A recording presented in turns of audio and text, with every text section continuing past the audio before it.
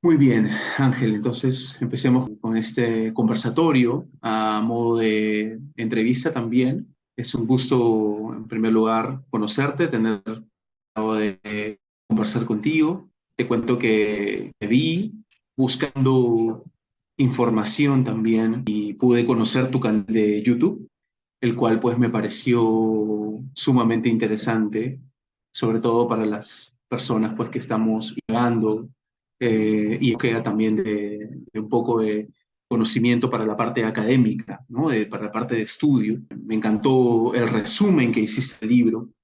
Nos habíamos choleado tanto de Jorge Bruce. Sentí también que fue como un libro de consulta, tu canal, un resumen bastante claro, enriquecedor también, así que pues ahora estamos aquí para hablar un poco de ello, ¿no? Para hablar un poco del libro, para este resumen o este trabajo de antropología. Muchas gracias, César. El gusto es mío y claro, yo encantado de conversar acerca de este libro. Es un video que me gusta mucho porque es un libro que releí después de muchos años, después de alrededor de ocho años más o menos. Me agrada mucho esa curiosidad, ¿no? Que tienes tú y bueno, lo claramente en tus redes sociales, así que creo que muy enriquecedor. Bien, bueno, de manera para hacer algo muy parecido a lo que pude ver en tu canal, me gustaría que hagas una breve descripción de lo que nos quiere decir el autor en este libro. Mira, en realidad yo veo este libro más como un libro académico. Un libro orientado, es lo que yo lo percibo para el público de las universidades, de las carreras relacionadas. Sin embargo, el libro ha dado un salto, ¿no? Al público en general, ¿no? Entonces, el autor yo creo que se ha cuidado de establecer una especie de término medio entre la lectura académica, con la terminología y el estilo y también para un público que quizá no es especializado, pero que está interesado en el tema del psicoanálisis. En mi caso, por ejemplo, desde el mismo subtítulo del libro, aparte del título, nos habíamos choleado tanto que impacta, sobre todo en un Sí. país como el nuestro. Allí el subtítulo dice psicoanálisis y racismo.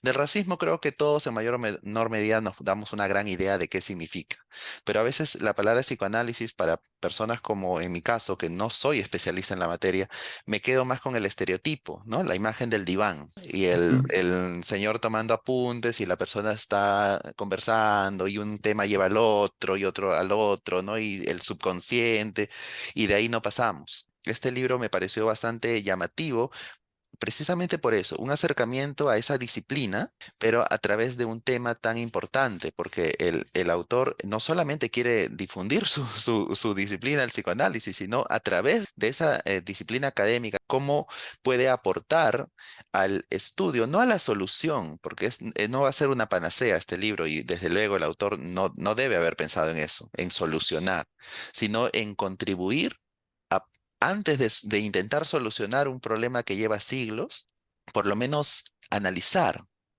entender desde esta perspectiva cómo puede aportar esta disciplina al estudio del racismo en el Perú. Y ya creo yo que gradualmente cómo se podría en algún futuro poder, si no erradicar, por lo menos frenar el racismo en nuestro país. Por eso es que él divide la obra en cuatro capítulos. Y él critica a su propia comunidad de psicoanalistas en el Perú, de cómo no han antes que él intentado presentar esas herramientas que el psicoanálisis podría aportar para el estudio del racismo. Entonces creo que me pareció bastante novedoso. Nunca yo había juntado en una frase esas dos situaciones, psicoanálisis y racismo, ¿no? Este libro ya fue publicado hace ya varios añitos, ¿no? En el 2007 y yo lo compré en el 2012, lo leí y si no me equivoco fue reeditado. Tengo la edición anterior, la Universidad de San Martín de Porres, y hubo otra, de otra institución que no recuerdo ahorita, fue reeditado hace 4 años ya. Ok, Ángel, me gustaría que nos pueda contar un poco desde el punto de vista, ¿no? Del autor, de Jorge Bruce, cuáles son los orígenes de este tema. Tal vez, como lo escuchaba en tu canal, en tus comentarios, tal vez polémico, por decirlo de alguna forma, pero también como que nos hemos acostumbrado a convivir con ello. Como tú lo decías, no sé si es un problema el cual estamos buscando solucionar o ya no lo queremos solucionar, nos acostumbramos a ello, ¿no? Entonces, sí quisiera que tú, Sí. desde tu punto de vista, nos expliques un poco cómo se origina esto según el autor. Lo que pasa es que yo entiendo que es algo que queremos ocultar.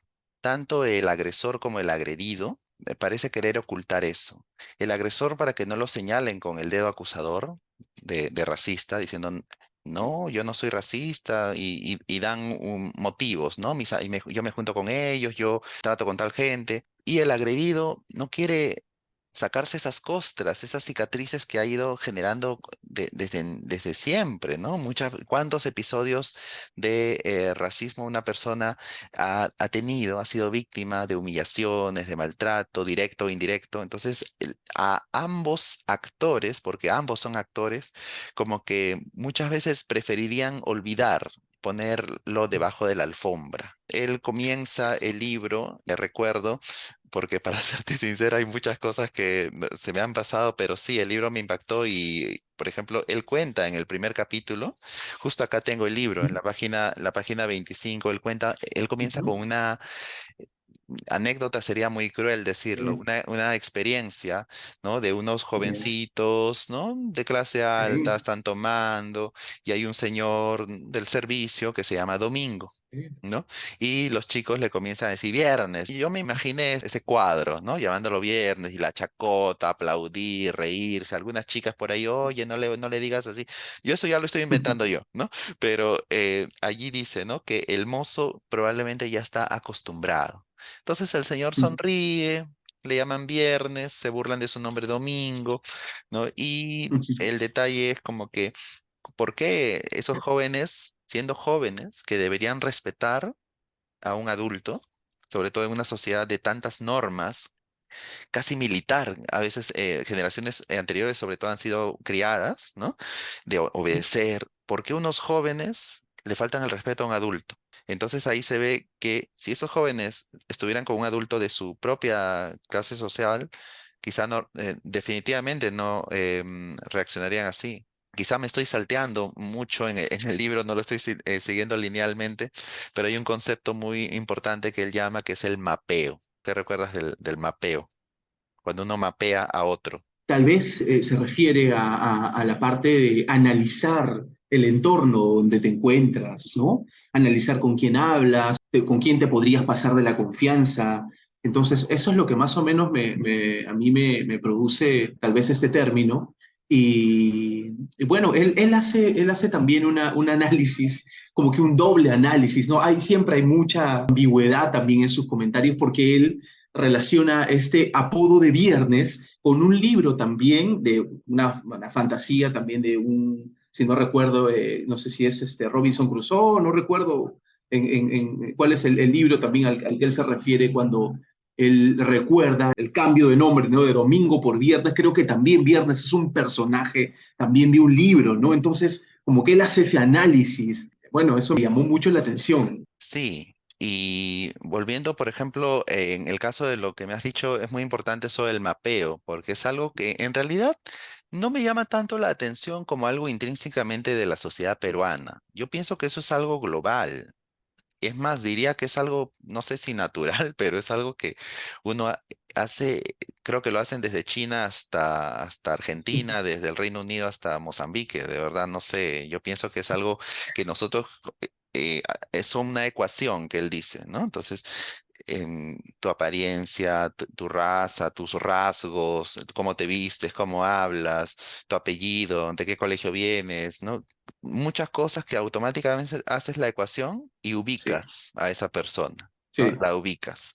Entonces, o bien, yo soy el cholo de esa persona o esa persona es mi cholo, porque él dice, hay una página aquí que yo la subrayé, en la página 30 de esta edición, la edición primera, si no me La equivoco, que primera, dice, ¿no? sí. Que siempre se es blanco o cholo de alguien. se está usando obviamente en el sentido que una sociedad como la nuestra le ha dado, ¿no? Ujú. Blanco es lo aspiracional, Sí, que es otro concepto bastante importante, y cholo lo que es como que lo despreciado y que incluso sí, siéndolo, uno como que a veces trata de zafarse, ¿no? O sí. escaparse de eso. Y también menciona que, por ejemplo, alguien, ¿no? De la parte de los Andes, blanco, que llega a la capital, también lo sigue siendo, ¿no? O sea, Sí, es increíble. es un caso, yo pongo en mi video que son casos de diván, digo yo. Creo que es el capítulo 2, el capítulo 3, la verdad no lo recuerdo ahorita, lo tengo aquí.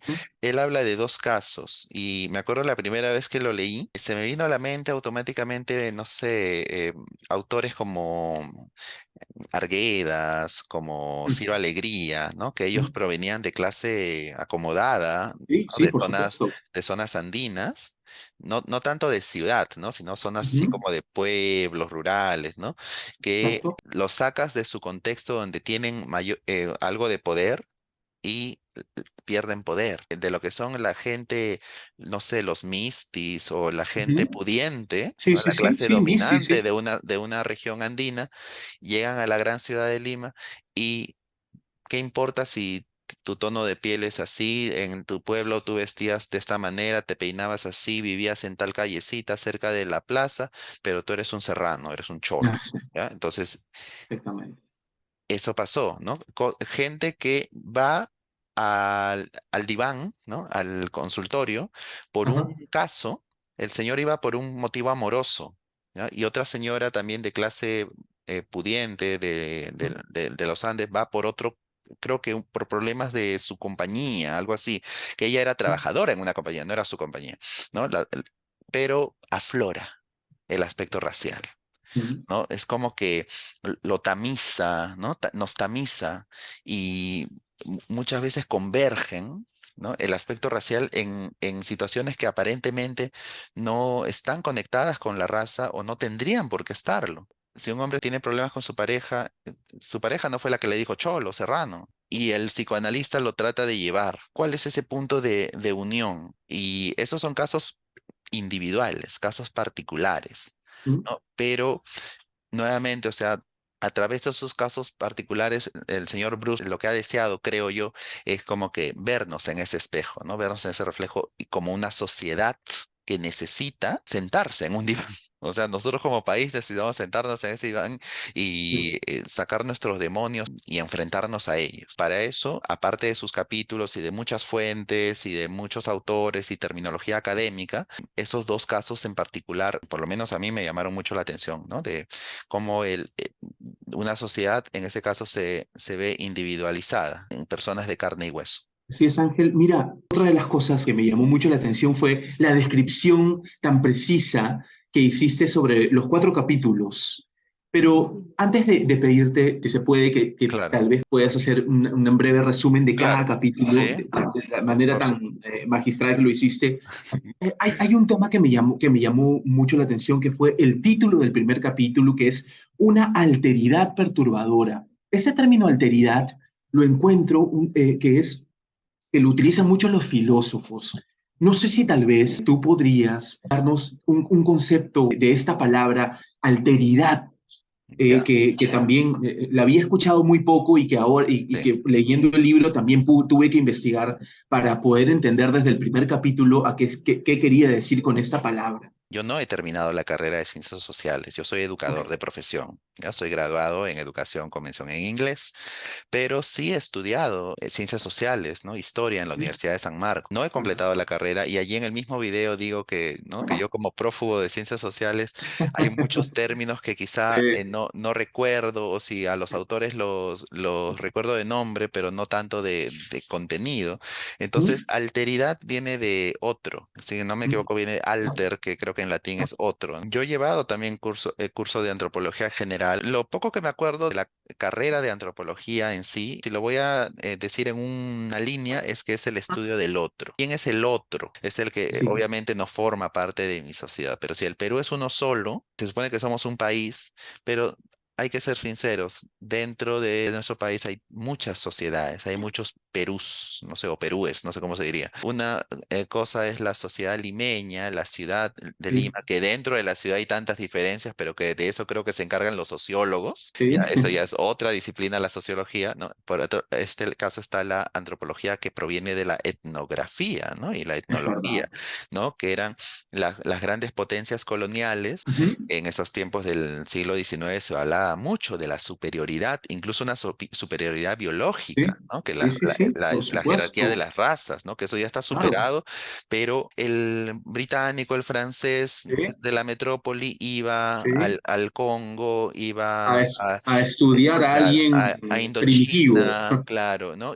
Sí, Iba a estudiar a esos pueblos, a es los verdad. otros, y ellos terminaban sabiendo más que los propios investigados, Sí. porque aparte era, ¿no? Tomar, por no decir otros términos, ¿no? Ellos lo verían como natural, ¿no? Si estás yendo a las colonias, ¿no? ¿Por qué no agarrarse los objetos, ¿no? Las piezas, ¿no? Si le Sí, pertenecen a sí, la metrópoli. Esos países ¿verdad? no eran dueños de su propio Ujú. ser. Creo que así surge la antropología en realidad, ¿no? Entonces, Sí. actualmente, por ejemplo, yo soy antropólogo aquí en estudio en el Perú. Automáticamente me imagino las etnias de la Amazonía, ¿no? La población de origen aymara, la población de origen quechua, el cauqui. El detalle surge cuando el otro comienza a estudiarse. O sea, ese hay un dilema, ¿no? Cuando se reabrió la Universidad de Huamanga en los años 50 y los propios huamanguinos estudian la carrera de antropología, pero ellos de repente Ah, para un limeño típico son los otros. El mismo nombre del capítulo uno, una alteridad una alteridad. perturbada, alteridad, ¿no? Es eso, el estudio del otro y el entender qué es el otro. Porque de eso también creo que es crucial entender el racismo, esos prejuicios, juicios de valor, estereotipos, y no solamente que se quedan en la mente, sino cómo se aplican en el trato Ujú. hacia lo que consideramos que es el otro. Ahí hay otros conceptos como por ejemplo el resentimiento de los que son afectados, ¿no? por el racismo y el remordimiento por parte de los que ejercen ese racismo. Esos dos conceptos me gustaría que se profundicen porque más recuerdo el resentimiento porque es lo que se habla bastante, sobre todo en las redes sociales, ¿no? Los resentidos que siempre han sido los marginados, ¿no? Y que rumian su rabia frente a los que tienen el poder. Pero ese remordimiento creo que no se ha investigado tanto, ¿no? O no se habla tanto de yo que soy de una posición privilegiada, como que siento esa culpa porque la gente de mi clase social ha hecho sufrir a la mayoría peruana, a la mayoría de origen indígena, mestizo. Dice el Sí. sentimiento de culpa inconsciente y la necesidad de castigo. Esa parte Ujú. solamente te la puedo decir así de nombre porque creo yo que sería buena idea que tanto tú como yo nos pongamos a investigar más de eso, ¿no? O sea, cómo Ujú. las clases altas sienten, según el autor, por supuesto, ese sentimiento de culpa, un cargo de conciencia, un remordimiento. Supongo que se viene a generaciones, ¿no? Que los Ujú. conquistadores, hacendados, ¿no? Todo eso viene en un limeño de clase alta que se siente culpable. Pero esa culpa es solo de pena, "Ay, pobrecitos, ¿no? O trata de hacer algo para resarcir, ¿no? Ujú. Y Ok. obviamente esos son los discriminadores, ¿no? Y los discriminados, esa sensación de resentimiento que Ok. hay. Esa alteridad se da Ujú. también. ¿Quién es el otro? ¿Solamente el blanco frente al indígena? No, se habla mucho del mestizaje. Y acá dice en la página 32, por ejemplo, obviamente no es lo que dice él, sino otros autores, ¿no? Y él lo recoge, que se ha negado la existencia de racismo. ¿Por qué? Porque su evidencia es que hay mestizos. El Perú es un país mestizo, entonces Sí. podría ser un poco muy cándida esa forma de pensar, ¿no? No hay racismo porque somos mestizos, todos estamos mezclados, Todos pero tenemos un poco de todo, de Inga y de Mandinga, como se dice. claro, pero el autor dice que no necesariamente porque seamos mestizos ya no hay racismo. ¿No? Y eso me hizo acordar, acá tengo yo siempre me gusta hacer apuntes, ¿no? En mis apuntes Ajá. me acuerdo de la profesora eh, María Emma Manarelli, eh, porque me acuerdo que ella dijo algo así como que una forma de dominación en la época de la conquista, ¿no? El virreinato también se ejerció a través de la violación sexual, a través del machismo, a través de la dominación del sexo de los subordinados, o en la abrumadora mayoría de casos, las subordinadas. Somos descendientes quizá de eso, ¿no? De ese choque violento, por no decir violentador, ¿no? Ujú, Entre las razas. Claro, sin ánimo de revanchismos ni esas cosas, voy a hacer un pequeño paréntesis, pero ¿no? Esas cositas se analizan con cabeza fría muchas veces. Volviendo al tema, también esa alteridad se ve en las razas y se ve en el mestizaje y cómo dentro de esas subdivisiones y dentro de los propios mestizos, seguimos siendo muchas veces otros. Dentro de las propias familias hay racismo. ujú, por Y se supone supuesto. que es una familia que todos son mestizos. Otro tema es, por ejemplo, la autonegación y tratar de mimetizarse. Ahí él da casos como el de Clemente Palma. Clemente Palma fue el hijo de Ricardo Palma. Ujú. Y creo que el típico cuadro que los que hemos sido estudiantes en los 80s, 90s, sabemos es un Ricardo Palma señorón, blancón el hombre, ¿no? Con sus lentes, ¿no? Sí, sí, sí, Se por le ve supuesto. al señor como si fuera un criollo de, ¿no? Sí, De sí, sí. aquellos, cuando se sabe que él tiene origen negro. Su hijo es bastante duro con las razas. En esos tiempos llamadas como que inferiores, ¿no? Alejandro de Ustua también, ¿no? En otro libro que no recuerdo la fuente, decía algo así como que el indio no podía ser sino una máquina y que el indio como Ujú, que ya era una raza que había llegado a una decadencia total que ya no podía progresar y que tenía que desaparecer, ¿no? Entonces que el ujú, Perú iba a progresar cuando el indio desapareciera.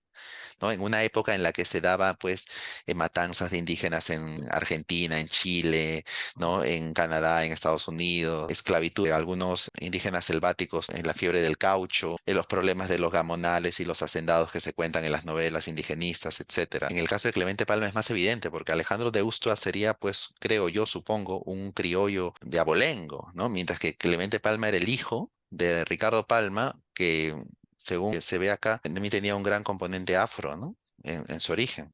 Más muy que bien. todo, eso es lo que te puedo decir, el primer capítulo. Por eso, a lo largo del capítulo se ve la alteridad, esa confrontación entre los unos y los otros. Ángel, una de las preguntas que planteaba también es si tuvieras la oportunidad de tener frente a frente al autor, a Jorge Bruce, ¿cuál sería tu pregunta inmediata? Algo que tal vez puede ser alguna pregunta buscando no solamente una respuesta, sino que también, no refutando, ¿no? Pero tal vez algún comentario, algo que tal vez no coincida, algo que tal vez tú podrías o podríamos también enfocar de esa forma. Una de las cosas que le preguntaría es, por ejemplo, después de ya 16 años de la publicación de su libro, ¿qué cambios para bien o para mal, sobre todo para bien ha visto? ¿Qué tan optimista es él en cuanto al combate al racismo en nuestro país? Quizá me estoy apresurando y yo doy mi propia respuesta, ¿no? Pero yo creo que dentro de los problemas que vemos, ¿no? En las noticias, problemas de racismo y todo, me parece que hay como que más voz, ¿no? Y hay más condena. Me gustaría que él diera su opinión de cuán optimista es y cuánto probablemente se ha avanzado. Claro que el tema del racismo ahorita está bastante encendido por los temas de la presidencia y que se acusan a unos y a otros, ¿no? Por la migración también. Claro, o por ejemplo de los problemas políticos que hemos tenido, ¿no? Con la presidenta Dina Boluarte y con Castillo, ¿no? Que ¿No? nuevamente se usa la raza para decir que el pobre lo marginan porque era un pobre mestizo de los Andes y que la otra ha mandado a matar y que han muerto nuestros hermanos. Me parece un poquito llamativo, por no decir peligrosito, esa como que retribalización que se están haciendo en algunos medios periodísticos. Yo cuando era niño no leía así con tanta facilidad. Aymaras protestan, quechuas protestan, ¿no? Yo Mm, escuchaba puneños, sí, huancaínos, ayacuchanos, cusqueños. Mi división era así, provincias o departamentos. Yo le preguntaría qué diría él de eso, ¿no? Claro mm, que ahí también tiene que ver la postura política, la ideología, que todos tenemos una ideología con la que vamos mm, a coincidir más o menos. Otra ujú, cosa que quizá le preguntaría, y que si no me equivoco lo digo en mi video, pero está creo que en el último capítulo, el capítulo 4, nos estamos salteando el 2 y el 3.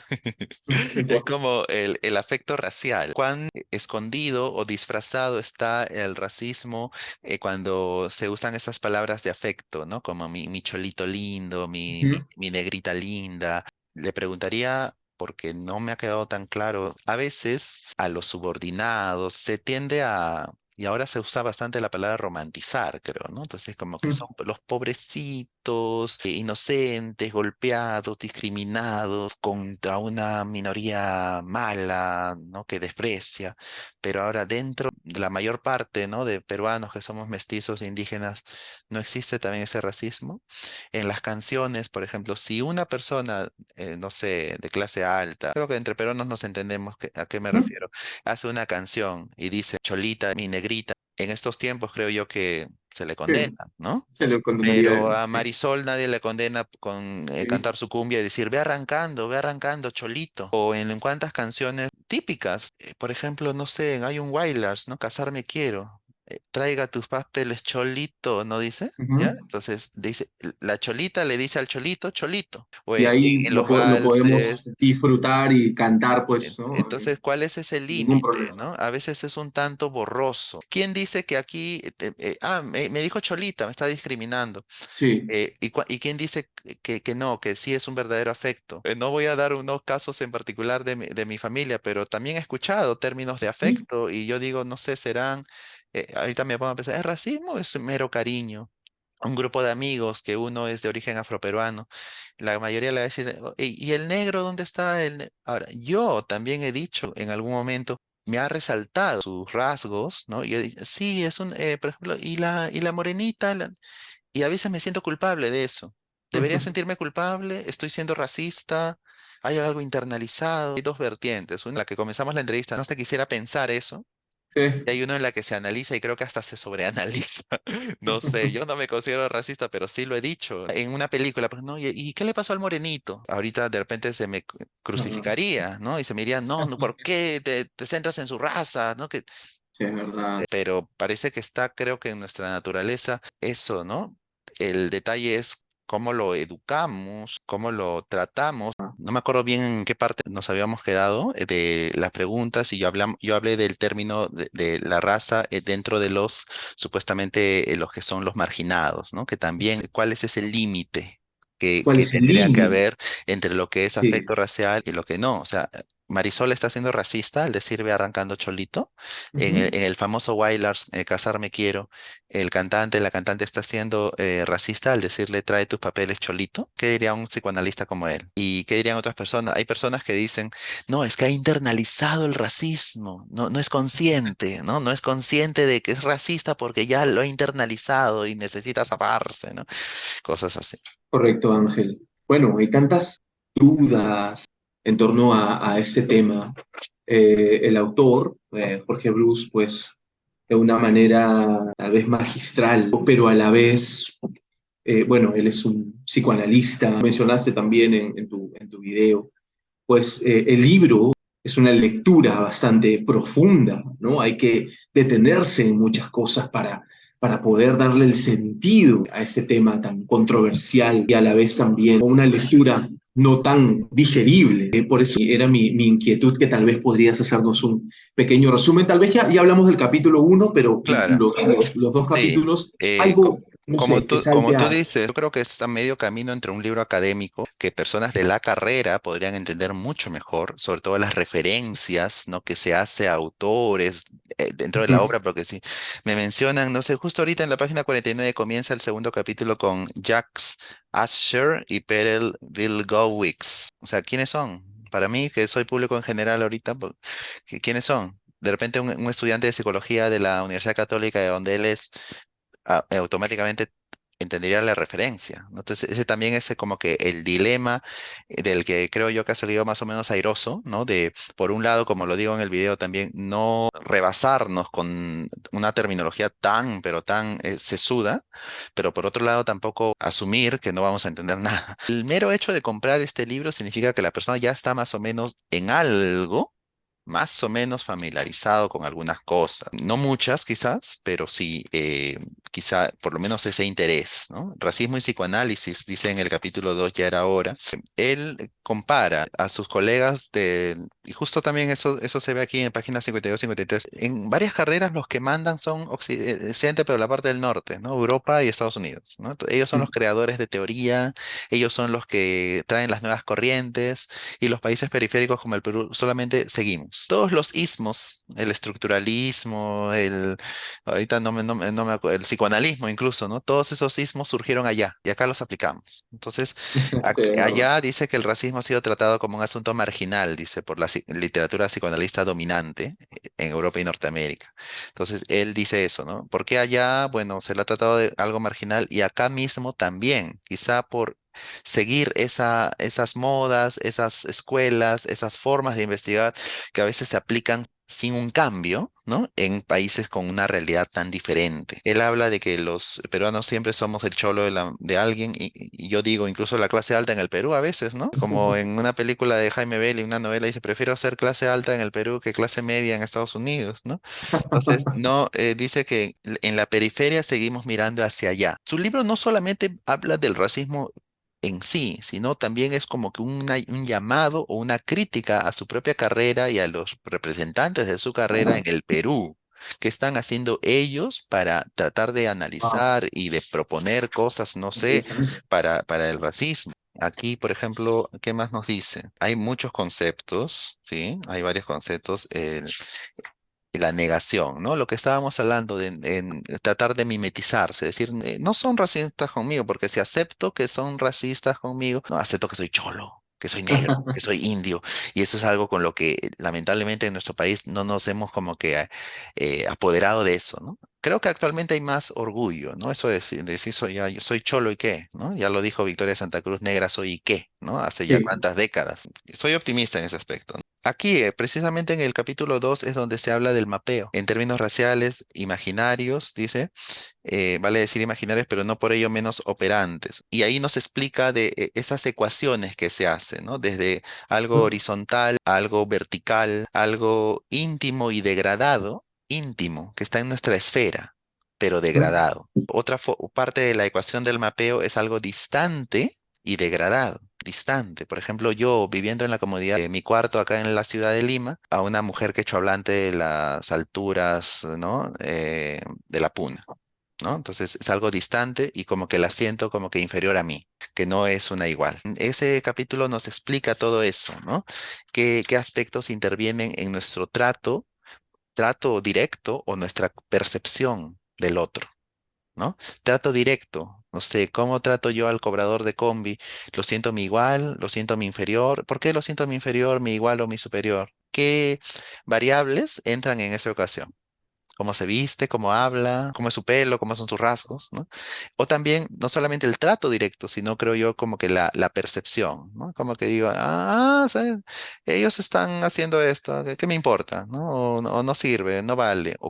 Que ellos sí, ¿no? De ellos sí me importa, cosas así, ¿no? Entonces, la percepción y el trato en particular. Nuevamente se habla con mayúsculas de ellos y los otros. Muy bien, entonces que eso se aprende, ¿no? Menciona a Hugo Neira, por ejemplo, que cuenta, ¿no? Que esos niños aprenden desde temprano no solo a despreciar a los seres humanos que consideran inferiores, sino a manipularlos y extorsionarlos. El caso de los niñitos bien que amenazan a la empleada, ¿no? Diciendo que no te voy a acusar, le diré que me has pegado. Entonces, ¿cómo?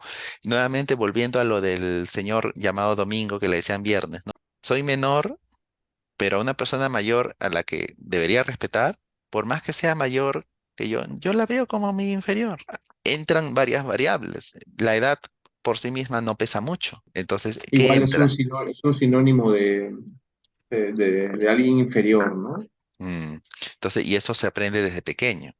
Ahora, él se ha centrado obviamente en la clase alta contra la mayoría, pero justo lo que me dijiste hace rato, que, ¿qué le preguntaría, no? También, o sea, lo que se habla actualmente del racismo inverso o racismo dentro de la clase alta, dentro de la mayoría mestiza indígena que somos. Perdóname que te interrumpa. Ahora No. se ve también mucho esos casos porque hay mucha gente, pues, que ha surgido, ¿verdad? Aquí en el Perú, mucha gente tal vez que proviene de los Andes, ¿no? De nuestro Perú, o bueno, que tal vez en algún momento de la historia del Perú, sobre todo antes del gobierno de Velasco, creo, ¿no? Donde no Sí. tenían. Entonces, esa gente ha surgido, gente pues pudiente Sí. ahora que las cosas han cambiado, tal vez. ¿Qué pasa con esa, ¿no? Inversión de posición económica, ¿no? Claro, porque también toda persona que me escuche a mí, te escuche a ti, lea el libro, cada uno va a tener su posición distinta porque son términos tan maleables y tan confusos, tan complejos. Muchas veces cuando hay una discusión es un tema complejo, ¿no? Es como que una idea general. Pero es que es la verdad, parece cliché, pero es la verdad, porque hay tantos casos particulares que tú me podrías dar o que yo te podría dar. Por ejemplo, el racismo. Yo he estado hablando de clase alta. Pero ¿cómo yo me imagino a la clase alta? Blanca, criolla. Pero es así, ¿no? Todos son así. Y estoy hablando de las mayorías. Todos somos mestizos, indígenas, pero también hay gente, no sé, blanca, por decirlo así, pobre, ¿no? Y hay Sí, gente mestiza, rica. Y hay gente mestiza que tiene a su empleada mestiza. Y ahora, ¿esos patrones se repiten o no? En internet hace poco encontré, por ejemplo, que los añaños, ¿no? Los de la cola real, ¿no? Del sí, grupo AGE, sí. en un foro de internet he leído que, por ejemplo, son ejemplos de indígenas, ¿no? Que han surgido. Pero, a ver, yo a ellos, con ese mapeo mío, no los vería como indígenas, pero para nada. Y más bien yo los veo Claro. como gente que ha sido hacendados en Ayacucho, gente prudente. Entonces, Ujú. nuevamente se ve eso, ¿no? ¿Quién es el cholo para quién? ¿No? Entonces, la persona que escribió en un foro que yo participo, que se llama Quora, los ha puesto como ejemplos de indígenas que han surgido, y yo los veo, pero ellos han sido hacendados. ¿Quién es indígena para quién? Me acuerdo una jefa mía que tuve en el 2007, en un curso de San Marcos, también me dijo, ¿no? Ella fue a un centro comercial, creo que a Plaza. Con cierta vergüenza no sabía cómo decir que eran cholos. Es que, por un lado, está lo políticamente correcto, no, a mí no me gusta hablar de razas. Ahorita Ujú. estoy hablando bastante de razas porque Ujú. el libro lo amerita, ¿no? Pero Sí, sí, yo por ahorita estoy supuesto. hablando blancos, cholos, negros. En realidad somos humanos, pero lamentablemente, pues, muchas veces se menciona eso, ¿no? Sobre todo en una época de tanta corrección política, tantas sensibilidades, tantas cosas, ¿no? Y me dijo algo así como que ella, que es así blancona y se sabe, ¿no? Lo que los peruanos decimos blancón, ¿no? Y ve a los cholos con plata, ella no compraba nada, ¿no? Solamente veía y cómo la gente del cono norte compraba, ¿no? Entonces ahí como que se salen esas percepciones, como esos que cada uno está en un estamento. No la estoy criticando a la señora para nada, yo también habría pensado quizá algo similar. No, ella lo dijo con la mejor intención del mundo, como una reflexión. Y está bien, uno tiene que hablar. Ella no compró nada y los otros compraron. De repente, en otra situación, ella era la que quizá debió haber comprado más y los otros no. El capítulo 3, por ejemplo, nos lleva a eso, ¿no? Por ejemplo, cómo nos vamos sofisticando, ¿no? Y cuando solucionan, se satisfacen las necesidades primarias, ¿no? El alimento y todo, surge una necesidad de sofisticación, ¿no? Comprarte unas buenas zapatillas, comprarte, no sé, una casaca de cuero, asistir al cine, asistir al spa, qué sé yo, y eso, por ejemplo, nos lo dan los centros comerciales, ¿no? Las empresas como, no sé, las tiendas departamentales. Y en el capítulo 3 es más que todo eso, se centra en lo estético. Dice la racialización de la cuestión estética. ¿No? Y aquí nos pone casos específicos como Saga y Ripley, los catálogos donde, ¿no? Están sobre representados, ¿no? La gente de origen caucásico, que son peruanos también. O sea, quizá por los minutos que tengo no me podría explayar y me saldría un tanto del tema, pero, por ejemplo, él no lo dice a modo de queja, una queja así emocional, ¿no? Él con todo el profesionalismo del caso nos habla de eso. Y sí, o sea, es bastante evidente, ¿no? Que en los comerciales, en la publicidad peruana, la mayoría somos invisibles, ¿no? Y si, como lo digo en el video también, si aparecemos en los comerciales es más que todo para comerciales de corte social, ¿no? Comerciales de campañas del gobierno, Ok. donación a nuestros hermanos del sur, qué sé yo, cosas así. Eso del 2007 que escribió el libro a la actualidad, ¿no? Ha cambiado y mira cómo es, ¿no? Me salgo un poquito del tema. Yo soy del Agustino.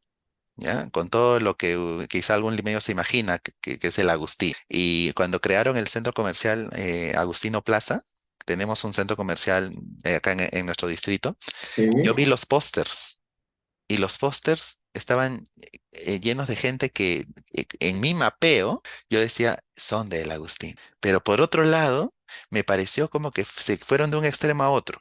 No sé cómo explicarte. Por un lado, uno se Sí, queja de esa publicidad caucásica, sí, esas, sí, sí. como lo digo yo creo, fantasías nórdicas en nuestro país. Pero por otro lado, yo vi, por ejemplo, no sé, vi una señora, ¿no? Con su peinado moderno, sus lentes y con su bolsita de compra, ¿no? Qué bonito, ¿no? Como que apoderarnos de eso, ¿no? Vernos Sí. ahí, ¿no? Pero no sé, veo una niña con sus trencitas y como que un vestidito. Y yo decía, el que ha creado ese póster de repente ha estado en el Agustino? ¿Ha visto cómo las niñas no necesariamente tienen sus dos trencitas? ¿O se ha imaginado que una niñita del Agustino tiene sus dos trencitas y su vestidito bien tradicional? Entonces, Wow. de repente yo lo pensé demasiado, lo sobrepensé, y algún amigo me diría, Luis, ¿qué haces tú pensando esa cosa? Trabaja, estudia, ¿qué haces ahí pensando en eso, renegando por gusto?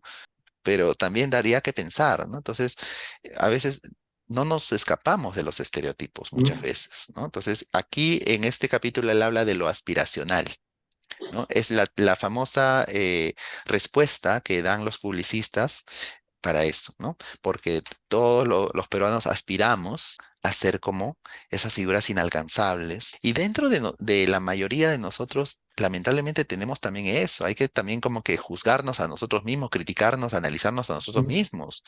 A veces, ¿cuántas veces no es que usted ha escuchado una modelo, pero es muy chola, pero no, es que entonces, por un lado queremos esa representación, pero por otro lado no dejamos que una persona ahí, ¿no? Es verdad, Claro, ¿no?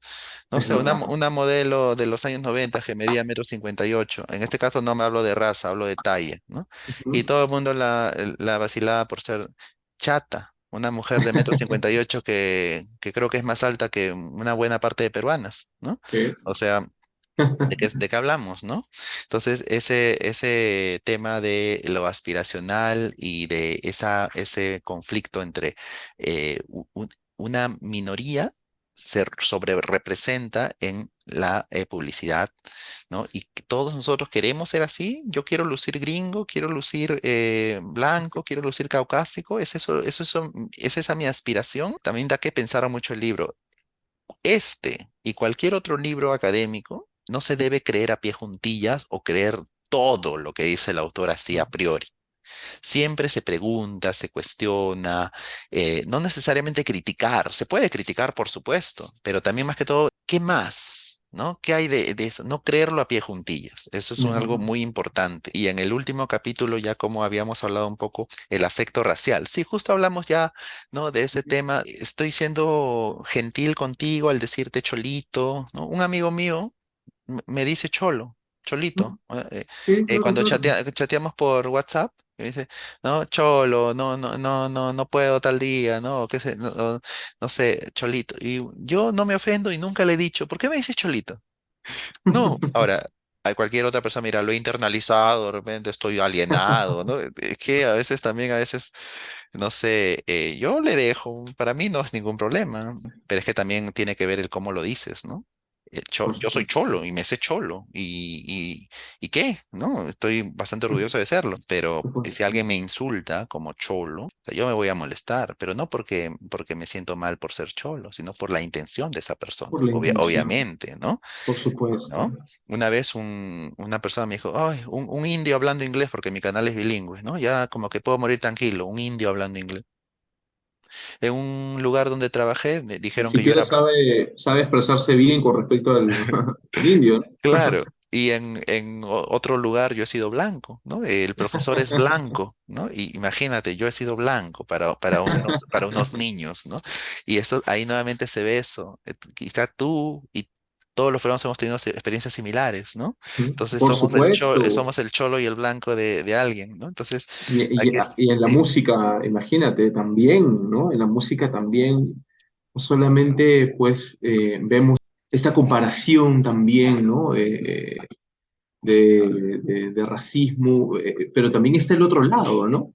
Está como lo escuchaba alguna vez, el efecto espejo, que tu público, tus seguidores se reflejan en ti, en cómo tú eres, cómo te vistes, no sé, cómo actúas, cómo piensas, cómo te sientes, ¿no? O sea, existe también mucho racismo de repente en algunos sectores de la música, Sí, qué sé yo, tú sabes que hay muchos géneros populares claro, aquí por en Perú, supuesto. como la música criolla, la salsa, Sí, qué sé yo, el rock, ¿no? claro. Entonces también se ve el racismo en la En, misma. en muchos ámbitos, en la Sí, música, por supuesto que sí. al interior de la familia.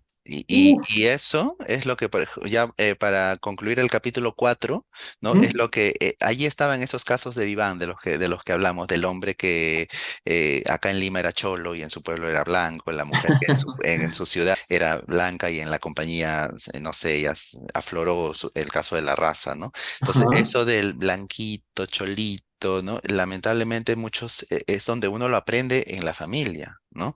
Que el primito de acá es más blanquito, el sobrinito es más Es verdad. cholito. Este libro me gusta en el sentido de que no está escrito de manera furibunda, emocional, ¿no?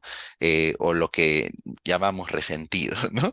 Sino Por es un libro supuesto, completamente. bastante profesional, escrito con todo el rigor académico, pero que intenta abrirse, ¿no? Al público en general para que de esa manera no vamos a encontrar una solución aquí, no vamos a encontrar una panacea, no es un libro de tips para acabar con el racismo, no es una varita mágica, no es eso y no y creo yo que no ha aspirado a hacer eso, sería Ujú. irreal, pero sí es una especie de llamado a la reflexión Sí, primero entender y también un llamado a sus colegas y a él mismo, sí. creo yo, a ver Hace un cómo mea culpa también, claro, ¿no? sí, por supuesto, cómo su disciplina puede analizar y puede contribuir a Ujú. eso, ¿no? Y creo Eso, yo que también indirectamente es como un llamado a las otras carreras, ¿no? por Muchas supuesto. veces yo vengo de la carrera de sociales y a veces yo también hago, yo no he terminado la carrera, pero a veces hago mi culpa. ¿Qué hacemos para salir del auditorio universitario? ¿No? ¿Qué se hace para salir Ujú, del campus universitario? ¿No? A veces hay un divorcio entre lo académico y el público en general, ¿no? Entonces, ujú. creo yo que podría extender ese llamado o ese mea culpa a las demás carreras, sobre todo las carreras de humanidades. Así es, Ángel. Mira, te agradezco profundamente por esta entrevista. Sé que tienes también labores que cumplir. Gracias por tu tiempo, gracias por A haber ti, de verdad. compartido no solamente pues, tu conocimiento, sino que tu punto de vista también con respecto a este tema, como lo mencionábamos, tan polémico, pero tan interesante y tan importante tocar, ¿no? Sobre todo en nuestro país, que de alguna manera he sentido que esta parte eh, racial está como que bastante enraizada en nosotros, ¿no? Tenemos Sí, esto como prácticamente parte de nuestra claro, cultura, ¿no? Entonces, pues, qué importante es tocarlo, claro, qué importante es también para la gente que ha decidido, pues, formarse académicamente también, conocer todos estos aspectos, ¿no? claro. Gracias A Ángel. ti. Voy a seguir viendo tus videos, voy a seguir también enriqueciendo ahí mi cultura también Oh, para muchas poder gracias, de verdad. seguir. Sí, yo humildemente trato de aportar en algo. Ahorita no estoy publicando tanto por unos cursos que tengo, pero Me sí imagino. es muy importante lo que tú dices en un país como el nuestro. Eso creo que está exacerbado, ¿no? Ya, en estos tiempos de convulsión política, pero yo Sí, dentro de todo soy optimista. Creo que por ahora hay más supuesto. voz, ¿no? Sí, Hay más voz principalmente, ¿no? Y no sabemos que al fin y al cabo somos iguales y creo que tenemos más armas, los de arriba y los de abajo al fin y al cabo somos peruanos. Suena como cliché, pero es que somos iguales, somos peruanos y creo que estamos acá para apoyarnos a todos y contribuir a nuestro país, que es la suma de todas las sangres, ¿no? Como diría Arguedas, ¿no? como diría Arguedas. Claro. Gracias Ángel. Espero que muchos peruanos compartan también la misma opinión optimista que tienes tú y que por supuesto también compartan. Muchas gracias. Ha sido un Gracias. gusto, César, de verdad. El gusto ha sido mío. Hasta una próxima oportunidad. Ok, nos vemos. Gracias, Ángel. Cuídate. Hasta Nos luego. vemos. Gracias. Chao, chao.